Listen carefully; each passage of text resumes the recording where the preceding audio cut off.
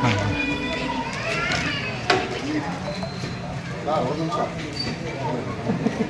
நாங்களாம் transport employee இந்திய SFI டைஃபைலேருந்து ஒரு 3 நாளாக போராட்டம் பண்ணியிருக்கோம். என்னென்ன மக்கள் பிரச்சார இயக்கம், அதாவது தமிழ்நாடு அரசு பஸ் சேவைக்கு 650 பஸ் வர மாதம் ஜூன் மாதத்துக்கு வந்து இயக்க போகிறாங்க.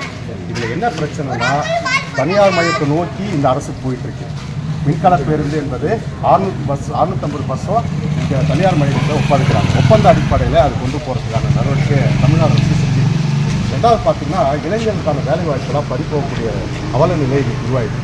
ஏராளமான இலவச பயணங்கள், கட்டணமில்லா பயணங்கள் உள்ளிட்டு ஏராளமான இலவச பயணங்கள்லாம் இன்றைக்கி நம்ம பொதுத்துறை நிறுவனமான போக்குவரத்து துறை வந்து செய்துட்டுருக்கோம். ஆனால் இதெல்லாம் கேள்விக்குறியாகக்கூடிய வரக்கூடிய சூழல் என்பது உருவாயிடுது.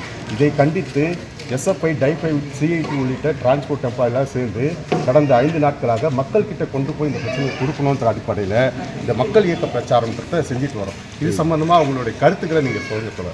கண்டிப்பாக சார். அதாவது அரசாங்கத்தினுடைய பொது உடைமையாக இவ்வளோ காலம் இருந்ததுனால தான் இந்த போக்குவரத்தில் வந்து சாதாரண மக்கள் வந்து பயணம் பண்ண முடியுது. கண்டிப்பாக அது அரசு சொத்தாக இருக்கிறதுனால தான் அப்படி பயணம் பண்ண முடியுது. கட்டணமும் வந்து கட்டுக்குள்ளே இருக்குது. இப்பயும் இது தனியாராக இருந்ததுன்னா கட்டணம் வந்து அவங்க நிர்ணயிக்கிறது தான். ஆமாம், அந்த மாதிரி போயிடும். மக்களுக்கு வந்து கடும் சிரமத்தை ஏற்படுத்தும். இன்னொன்று, தனியாருக்கு போயிட்டா இப்போவே வந்து பார்த்தீங்கன்னா இந்த அரசு வேலைன்ற அந்த கனவு இருக்குல்ல படித்த இளைஞர்களுக்கு, அதில் வந்து டிரான்ஸ்போர்ட்டும் வந்து ஒரு இலக்கு அவங்களுக்கு. அதாவது ரொம்ப படிக்கிறதுனால ஒரு +2 படித்தவங்க, 10வது படித்த இந்த மாதிரி இருக்கிறவங்க இந்த தொழிலே வந்து போகிறாங்க.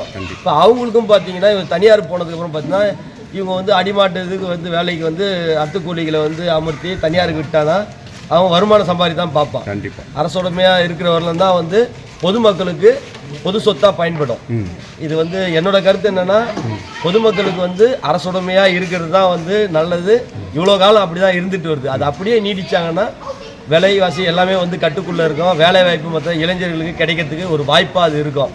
டிரான்ஸ்போர்ட் வந்து தனியார் மயம் ஆக்குனாங்கன்னு சொன்னால் சுத்தமாக வந்து இதெல்லாம் தடைப்படும். இன்றைக்கி இருக்கிறத விட வந்து பல மடங்கு வந்து விலைவாசி ஏற்கனவே அதிகரிச்சுட்டே போயிட்டு இருக்கு. இந்த சூழலில் பஸ் கட்டணம் இதெல்லாம் வந்து உயர்ந்ததுன்னா இன்னும் மக்களுக்கு வந்து ஒரு சிரமத்தை ஏற்படுத்தும்.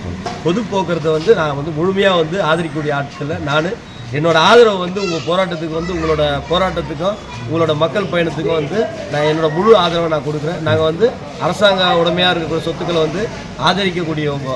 ஏன்னா அப்போ தான் வந்து நிலையான அரசாங்கமும் அரசு சொத்துக்களும் தான் வந்து ஒரு அரசாங்கத்தை வந்து முழுமையாக பாதுகாக்கின்றது நம்பக்கூடிய ஆட்கள்ன்றதுனால உங்களோட போராட்டத்துக்கு நாங்கள் ஆதரவு தெரிவிக்கிறோம். நன்றி சார்.